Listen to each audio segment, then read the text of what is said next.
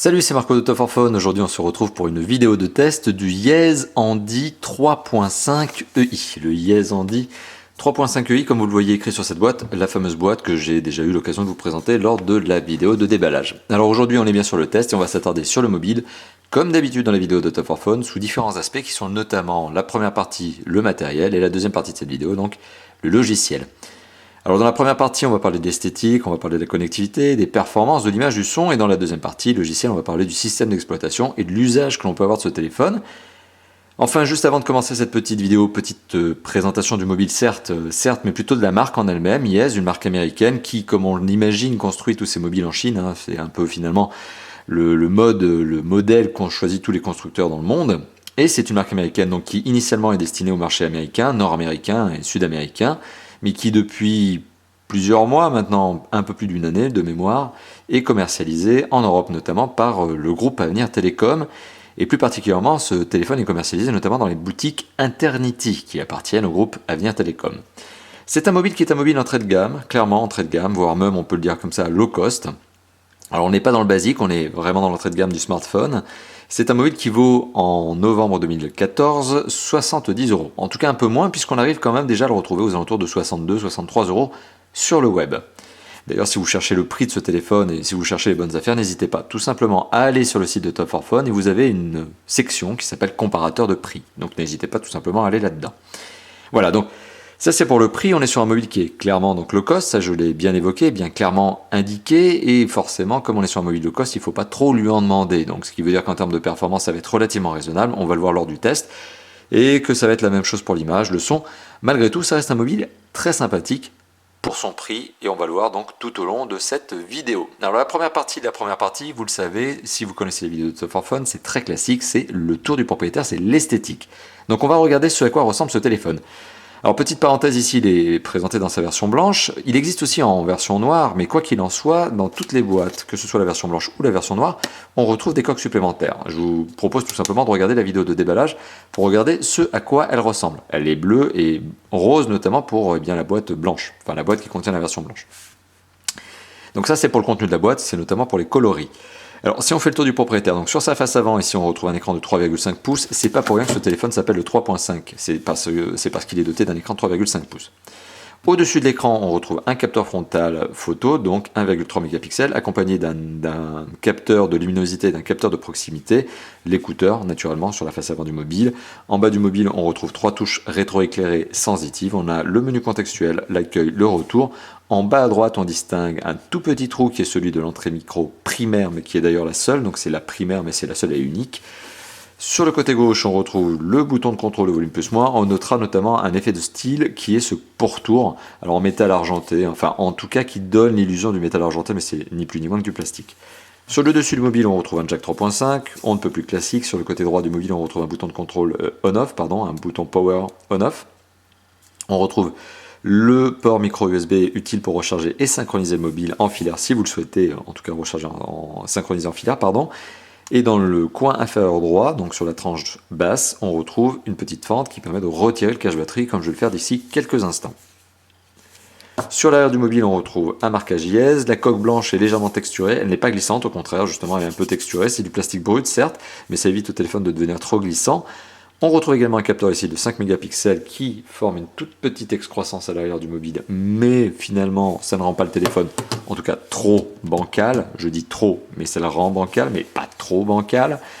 Il est accompagné donc d'un flash LED, et en bas à gauche, donc du dos du téléphone, on retrouve le haut-parleur. Alors si on retire le cache-batterie, alors c'est un peu dur, hein, il y a une petite manipulation à faire. Bon voilà, il faut forcer un petit peu quand même.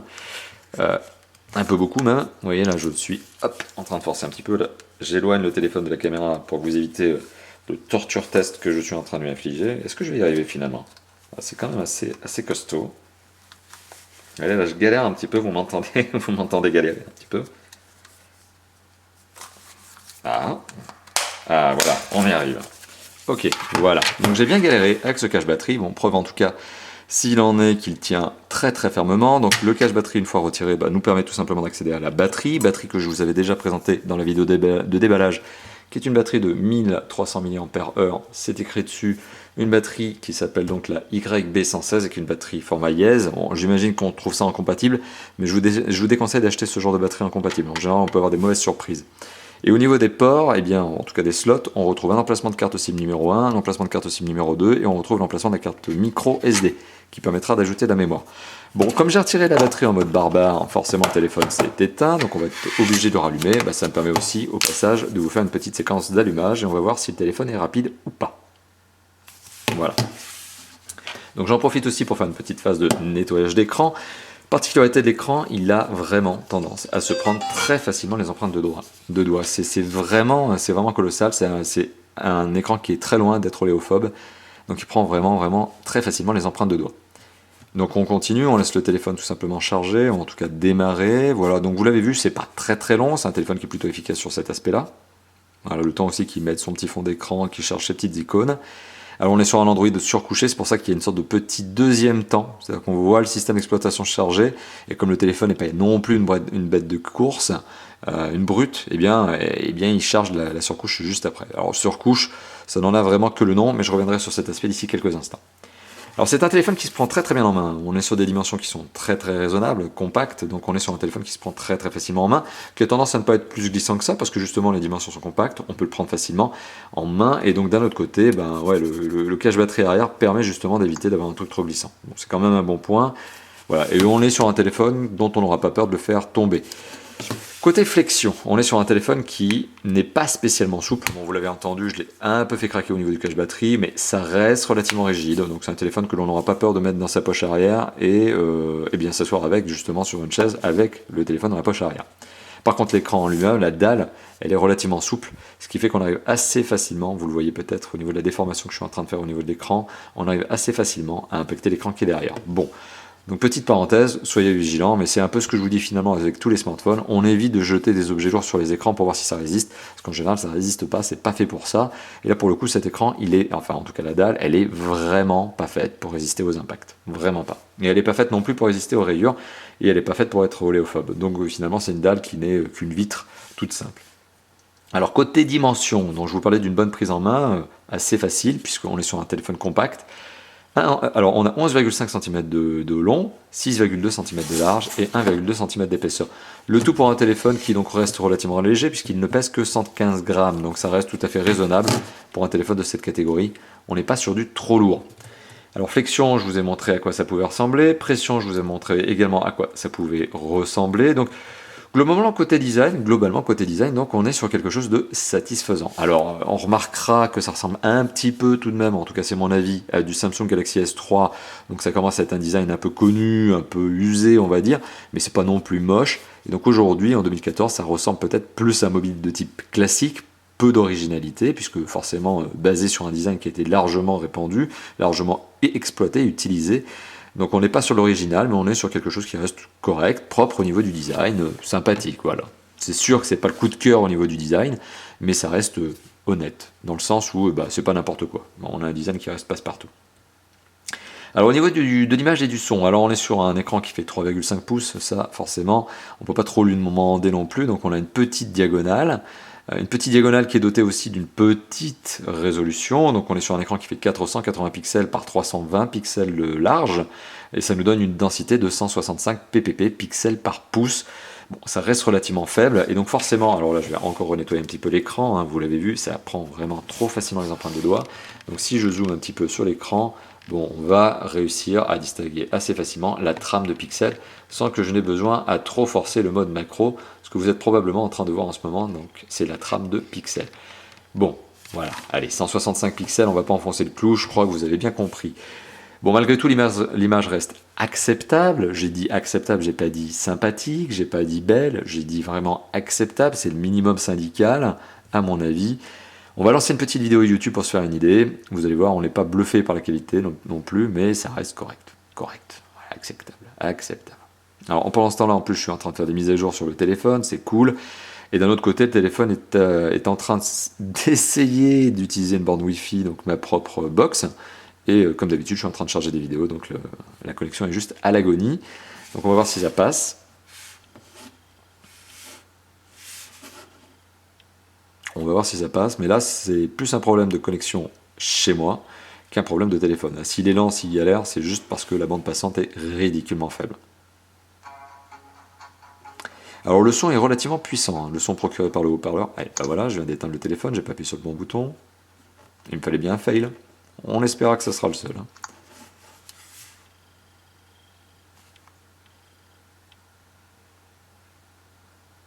Allez, on est reparti. Voilà. Donc le son, c'est côté gauche quand même, hein. Faut le s'en souvenir, hein. Voilà. Alors là, on est l'image plein pot, hein, pleine qualité graphique, hein, 320 pixels. C'est pas du Full HD, on est très loin de l'HD Ready même. Alors le son est relativement puissant, mais comme il vient du haut-parleur arrière, qui est situé à l'arrière, donc ben, il est étouffé quand on pose le téléphone sur une table. Voilà. Si je fais ça, on perd du son. Alors le son est relativement puissant, mais il manque un petit peu de pureté. En fait, il n'est pas très cristallin, hein. On a vraiment du mal, on a une sorte de confusion au niveau du son.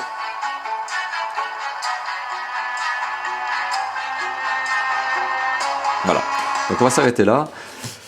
Qualité d'image donc passable, comme je viens de vous l'évoquer plusieurs fois, et qualité de son du haut-parleur, on va dire correct. Puissant, ça c'est pas trop le problème, mais c'est vraiment qu'il manque de clarté, hein. Le son est vraiment pas très cristallin, il est même carrément, on va le dire comme ça, pas cristallin du tout.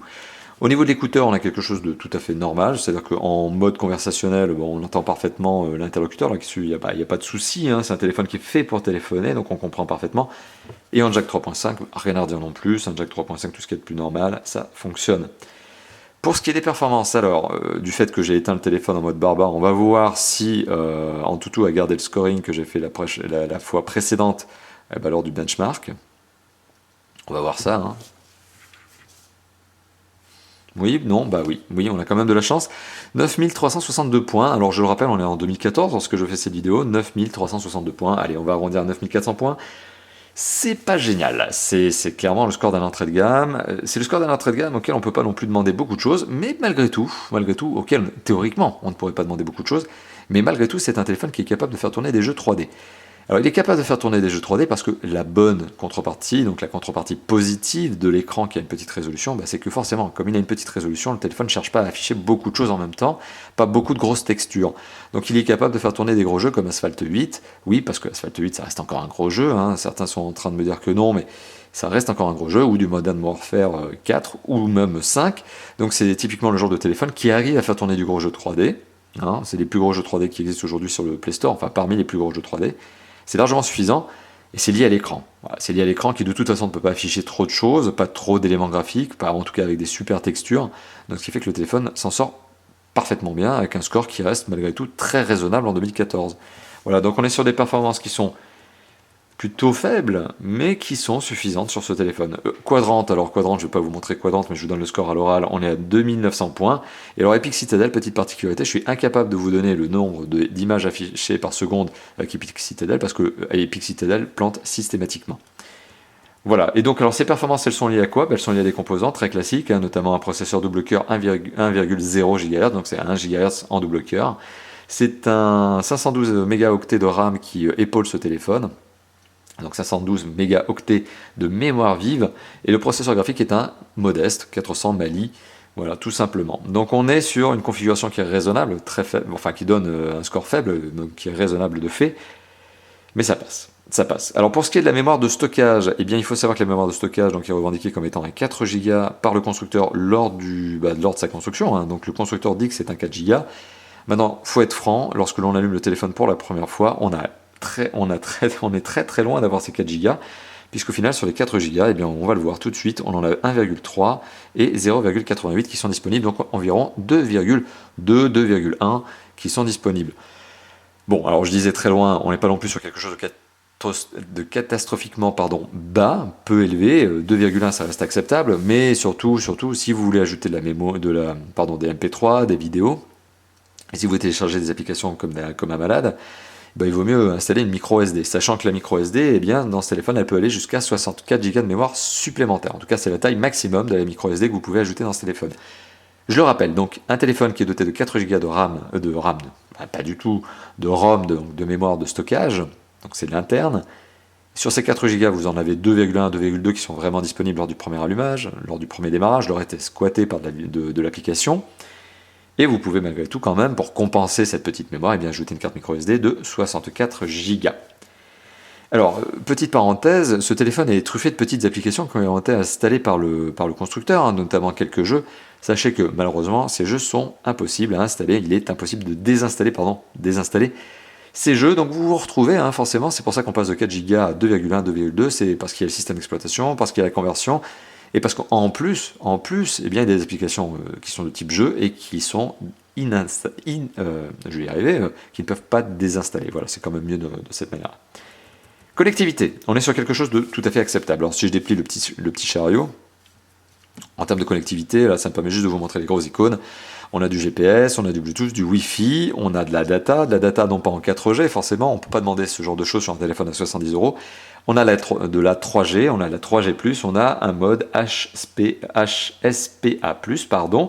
On est sur un téléphone qui est un quadriband, donc vous pouvez l'amener avec vous partout dans le monde pour téléphoner, pour recevoir et émettre vos SMS. Pas de problème là-dessus.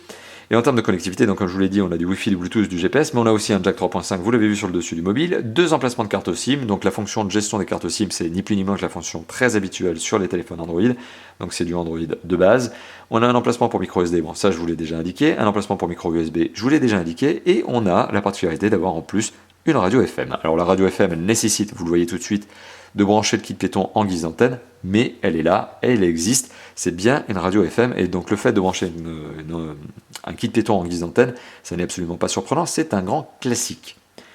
Voilà, donc maintenant il est temps de parler du DAS, puisqu'on est toujours dans la connectivité, le DAS de ce téléphone. Alors il n'est pas trop bas non plus, donc il n'est pas exceptionnellement bon, il est de 0,85 watts par kilo. Alors c'est en dessous de ma propre barrière psychologique qui est de 1 watt par kilo, on est en dessous, clairement en dessous des 2 watts par kilo qui sont le maximum acceptable en Europe pour un mobile commercialisé en 2014. Donc oui, on a des téléphones en 2014 qui arrivent dans les 0,2, 0,3 qui sont des très bons téléphones sur l'aspect du DAS en tout cas. L'aspect du DAS sur le Yes Andy 3.5 EI, bon, il est acceptable, il est de 0,85, donc c'est en dessous du 1, comme je vous l'ai évoqué, qui est ma propre barrière psychologique. C'est acceptable, voilà, donc c'est pas bon, c'est normal pour moi, selon moi, pour un téléphone de 2014. Alors il est temps de passer, donc là on a balayé la partie matérielle, côté matériel comme je vous l'ai dit, donc résolution, enfin en tout cas configuration adaptée au prix. Donc on est loin d'un truc qui est bluffant, hein. C'est pas un téléphone bluffant, c'est pas un téléphone que l'on va trouver très beau et pour lequel on va craquer en termes de design. Bon par contre il y a quand même des accessoires en plus, donc ça c'est sympa, mais c'est un téléphone cohérent pour son prix. Voilà, en termes de matériel, c'est normal, c'est logique. Alors en termes de système d'exploitation, là aussi c'est normal, c'est logique. On est sur un téléphone qui est low cost, et forcément sur tous les téléphones low cost, les constructeurs ne se prennent pas la tête en général pour viser les prix bas, ils mettent des Android. Et donc on est sur un Android très classique, très connu chez les constructeurs chinois, je vais le dire comme ça, parce que le constructeur qui est derrière, il est chinois, hein, la marque a beau être américaine, elle a beau être soi-disant, enfin les mobiles ont beau être soi-disant conçus aux États-Unis, la marque elle fabrique quand même en Chine, et je soupçonne fortement la marque de s'approvisionner auprès de constructeurs et juste de dire voilà, moi je veux tel processeur, je veux tel coque en plus, voilà, bon. C'est principalement, j'imagine, la marque qui est principalement là pour composer des mobiles plutôt que de les vraiment concevoir, même si elle revendique la chose. Bon, j'ai quand même un petit doute, je peux pas dire le contraire, mais je vous donne mon sentiment, j'ai quand même un petit doute. Donc pour moi, c'est du téléphone chinois, bon, qui a été retravaillé, certes, quand même, pour être commercialisé notamment aux États-Unis, par exemple, en Amérique du Sud, et puis plus largement maintenant en Europe, sachant que nous, autres clients européens, sommes particulièrement sensibles à la qualité. Nous sommes particulièrement rigoureux et exigeants. Faut le savoir, hein, on fait partie des marchés au monde qui sont les plus pénibles, on va dire, pour les constructeurs. D'ailleurs, c'est pas une légende, c'est pas une fausse réputation, c'est vrai, on est très exigeants et on en veut toujours plus pour des prix bas. C'est normal, hein, c'est le sens de l'histoire. Alors je voulais quand même vous montrer le système d'exploitation, donc trêve de blabla, on va arriver donc au panneau de configuration et on va regarder que le système d'exploitation, c'est une version 4.2.2 et c'est Jelly Bean. Classique, très très classique, système d'exploitation ultra maîtrisé par les constructeurs donc chinois et sur lequel le constructeur, donc Yes, a fait une surcouche. Donc la surcouche, elle est principalement graphique, on a du fond d'écran, on a un petit peu d'icônes, donc c'est principalement esthétique. À côté de ça, on a un tout petit peu de fonctionnel, mais c'est très microscopique, notamment avec du flashlight, donc c'est ni plus ni moins comment on utilise la lumière de son flash comme lampe torche, vous le voyez, elle est là. Donc c'est vraiment uniquement ça, hein, le fonctionnel se résume à ça. Et on a un peu d'applicatif. Alors l'applicatif ici, il est extrêmement pauvre, extrêmement sommaire. Bon, d'un autre côté, ça a l'avantage de ne pas consommer trop de mémoire, en tout cas pas plus que ce qu'il y a déjà de consommé. Donc on a une application qui s'appelle Absolute, je ne sais pas comment vous voulez le lire, Absolute, ouais, je pense que c'est plutôt comme ça, software, et qui permet tout simplement on va dire de mettre une sorte de tracker sur son téléphone, et si on vous le vole, eh bien vous pouvez essayer de le géolocaliser. Bon, c'est une particularité, il faut une application PC hein, quand même pour réussir à gérer la chose. Elle est là, elle n'apporte pas forcément grand chose, mais elle est là. On a aussi des jeux, on a Danger Dash qui a été installé par défaut.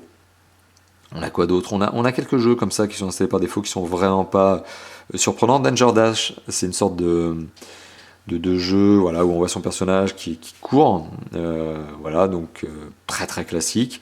On a du Real Football 2014, un jeu de Gameloft. On a du Texas Hold'em, donc c'est un jeu de poker Texas. On a The Avengers et on a Uno and Friends. Toutes ces applications, enfin les dernières applications, hein, toutes sauf donc la première que je vous ai citée qui est Danger Dash, sont toutes des applications réservées limitées à 5 usages de 180 secondes chacun. Donc autant dire que c'est des démos, c'est même pas des jeux et vous êtes obligé de les acheter. Donc concrètement pour moi, je le dis, c'est des applications, ou en tout cas c'est des jeux qui n'ont absolument aucun intérêt, si ce n'est d'essayer de vous grignoter quelques euros supplémentaires, pour le constructeur qui est probablement à un deal avec la marque Gameloft, hein, qui édite ces jeux.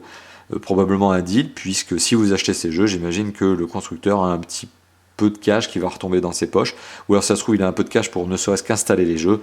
Bon, il doit y avoir un deal. Franchement, pour l'utilisateur, ces jeux sont juste insupportables. Je vous le dis, enfin en tout cas moi j'ai trouvé ces versions démo inconsistantes, inutiles, et on ne peut pas les désinstaller, donc c'est vraiment pour moi à la limite du scandaleux. Voilà, on n'est pas libre, on ne se sent pas tout à fait libre du système d'exploitation, c'est un peu dommage. C'est un peu dommage. Pour le reste, le système d'exploitation, il tourne merveilleusement bien parce que c'est Android. Android 4.2.2, à peine surcouché, rien à redire. Rien à redire, donc on a accès au Play Store, on a accès à Internet Explorer, forcément. Donc si je veux vous montrer Internet Explorer, là je vais utiliser Chrome. Alors je pense qu'il va y avoir un petit panneau de settings parce que là je redémarre Chrome pour la première fois. Voilà, j'avais fait, hop, on va y arriver, j'avais fait un reset du téléphone. Donc là, on a le petit retour vibreur pour vous aider à taper, à vous montrer que vous avez fait la saisie. Bon, vous pouvez l'enlever. Hein. Ça, bien sûr, c'est dans les paramètres du téléphone et ça prend 2 secondes à enlever. Donc là, je suis en train de vous montrer comment chercher sur Internet via le Chrome qui est installé sur le mobile, comment aller sur un site. Alors, c'est lent, encore une fois de plus, c'est pas lié au téléphone, c'est vraiment lié à ma connexion Internet. Donc là, il n'y a rien à dire au niveau du téléphone, on ne peut pas le blâmer, c'est vraiment ma connexion Internet. Et du coup, forcément, le site internet, il s'affiche bien, le site de Top 4 Phone, rien à redire. Voilà, donc, bon, un peu de lenteur, mais c'est ma connexion internet. Donc, côté fonctionnel, on est sur du Android qui marche très très bien, rien à redire, ça marche, ça marche. Tiens, je vais vous montrer une petite application qui est l'application musique, donc qui permet d'écouter de la musique, hein, je crois que ça va de soi. On va tout simplement écouter un peu de musique, ça va me permettre aussi de vous remontrer, enfin en tout cas de vous faire écouter de nouveau l'écouteur, enfin le haut-parleur. Donc là, le son, on va le mettre à fond.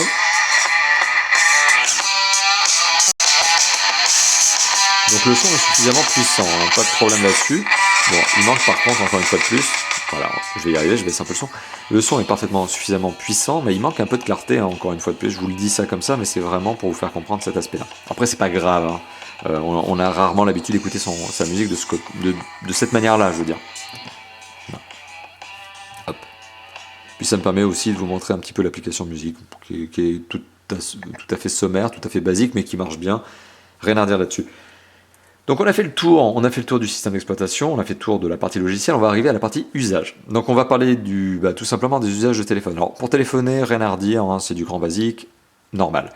Pour aller sur internet, je vous l'ai montré avec Chrome, normal. Pour écouter la musique, rien à redire, normal. Pour voir de la vidéo YouTube notamment, vous l'avez vu, normal, rien à redire. Bon, si ce n'est que tous ces paramètres là sont liés à un écran qui n'est pas forcément doté d'une bonne résolution, toute petite, très raisonnable. Voilà, faut pas être trop exigeant au niveau de la qualité d'image et il faut pas non plus être trop exigeant au niveau de la qualité du son. Ça marche très bien, notamment avec le jack 3.5, c'est le meilleur moyen d'avoir de la bonne musique sans être sans avoir du son trop gâché, notamment par le haut-parleur qui lui pour le coup donne un son qui est pas très pur. Mais voilà, en tout cas sur tous ces aspects-là, ça marche très bien. Pour la connexion internet, on est sur de la 3G+, donc on n'est pas sur de la 4G, mais on peut pas demander ça à ce niveau, à ce mobile. Donc tous les paramètres sont plutôt bons. Pour l'autonomie de ce téléphone, on a une batterie de 1300 mAh que je vous ai montré tout à l'heure, donc qui se trouve à l'arrière du téléphone, sous le cache batterie, que l'on peut enlever, que l'on peut changer, que l'on peut remplacer. Alors, l'autonomie de ce téléphone, elle est bonne. Elle est bonne, tout simplement parce qu'on est sur un téléphone qui n'est pas ultra performant, ça c'est sûr. On a une résolution, encore une fois de plus, qui est très raisonnable, même passable. Donc, tous ces paramètres font que le téléphone n'est pas très énergivore, il n'est pas trop gourmand en batterie.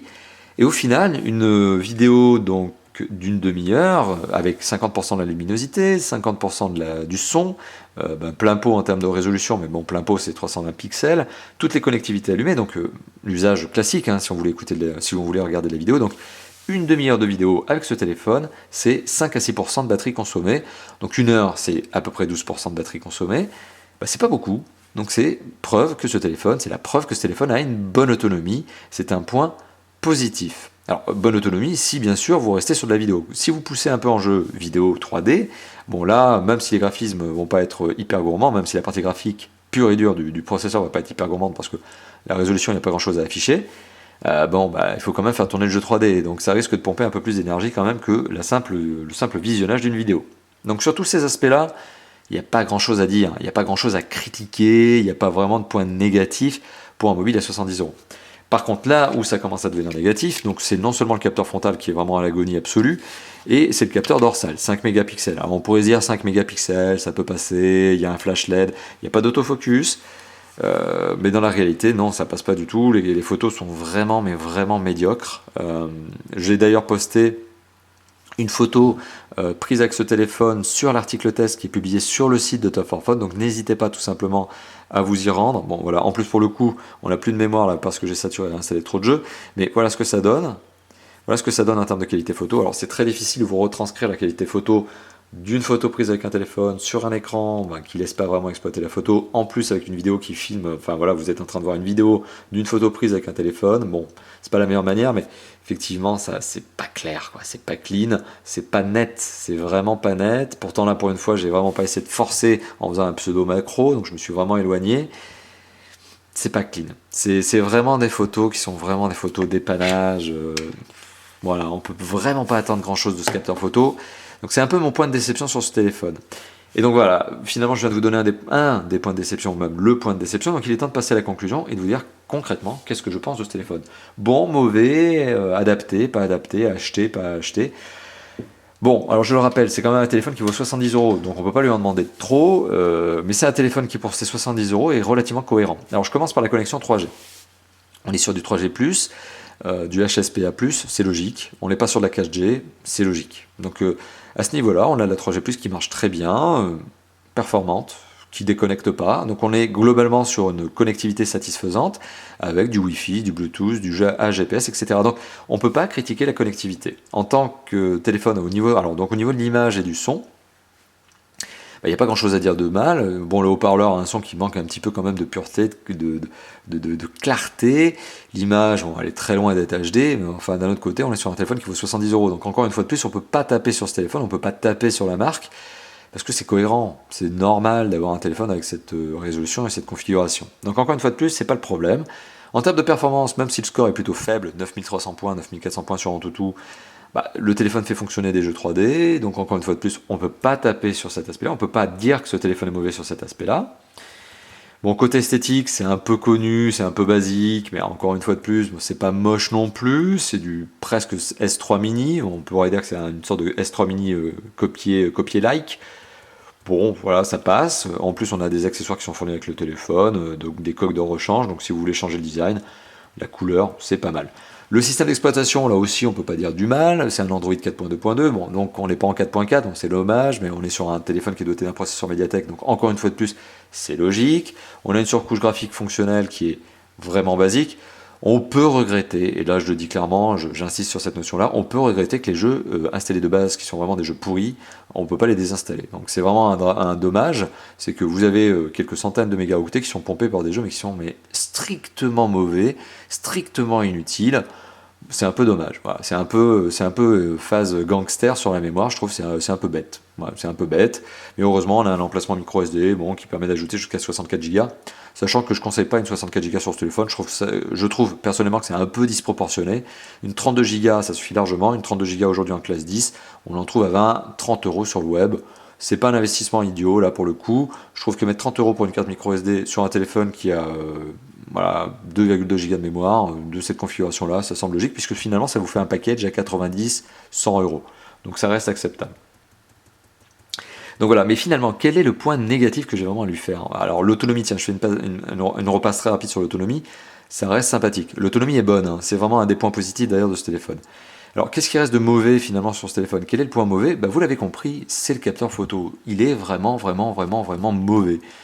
Ça fait partie des plus mauvais capteurs photo que j'ai eu l'occasion de tester en 2014 sur des smartphones. Alors je parle pas de téléphones dits basiques, hein, parce que ceux-là ils sont hors course, on n'a même pas besoin de s'attarder sur les capteurs photo de ce genre de téléphone. Mais sur un smartphone, même low cost, c'est vraiment l'un des plus mauvais résultats que j'ai obtenus.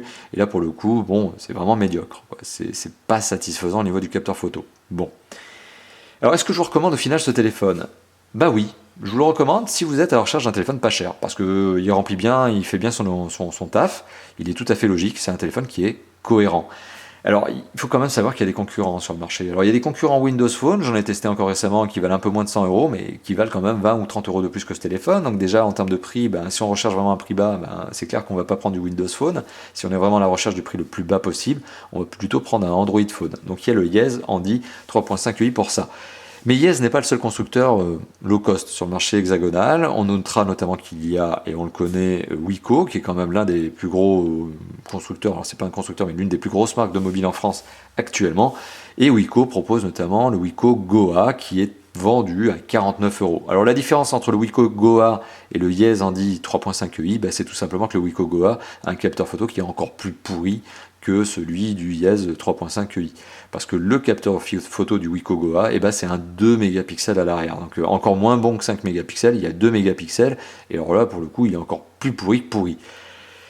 Voilà, donc finalement, la différence, elle réside principalement dans le capteur photo. La différence, elle réside principalement dans le fait que notamment le concurrent frontal de ce téléphone, qui est le Wiko Goa, eh ben, il n'a pas plusieurs coques dans la boîte. Et là, pour le coup, eh bien, on en a plusieurs. Alors, voilà, donc quand vous achetez un Yes, d'ailleurs c'est un peu l'habitude, hein, quand on achète un Yes en général on a des goodies, on a des cadeaux, donc des coques qui sont fournis avec, donc des films, alors c'est pas systématique, hein, tous les Yes n'en ont pas, hein, donc soyez prudents, regardez bien la vidéo de déballage hein, que j'ai eu l'occasion de vous faire, hein, parce qu'à chaque fois que je teste un Yes, je vous fais quand même une vidéo de déballage, donc si vous avez envie de savoir ce qu'il y a avec le téléphone, regardez ces vidéos. Mais donc la différence entre un Yes de ce type là, et notamment un Wiko, mais j'ai cité Wiko, j'aurais pu citer Alcatel One Touch par exemple, et bien toutes ces marques, la différence c'est que finalement Yes, ben, il y a des accessoires en plus, et que le capteur photo est moins pourri que pourri. Donc enfin, voilà, c'est un peu, on marche par le moins bon, on marche pas par le meilleur, là on marche par le moins bon. Donc c'est le moins pire des moins bons. Bon voilà, vous m'avez compris. Donc finalement, qu'est-ce que je vous dis? Bah oui, je vous le dis, ce téléphone est cohérent, et si vous cherchez un téléphone pas cher, bah voilà, c'est un bon choix, en plus il y a des coques de rechange, donc c'est intelligent, et je trouve ce téléphone cohérent et logique. Voilà. Donc merci d'avoir visionné cette vidéo de test. C'était la vidéo de test, donc je me répète, du Yes Handy 3.5 EI. C'est le téléphone actuellement le plus entrée de gamme qui existe chez Yes. Il n'y a pas plus simple, si ce n'est après il y a des téléphones basiques, des claviers 10 chiffres. Mais ça c'est encore plus basique que ça et c'est pas forcément intéressant, même si je les teste. Bon, parce qu'il y a toujours une demande sur ce genre de téléphone. Mais bon, c'est pas le plus intéressant. Donc pour le coup, j'insiste, on est sur le téléphone le plus entrée de gamme à l'heure actuelle, donc novembre 2014, chez Yes, sur la boutique, notamment bien de Yes, sur la boutique Internity, auprès des boutiques Internity, de la marque Yes. Enfin, Yes. Bon, vous m'avez compris.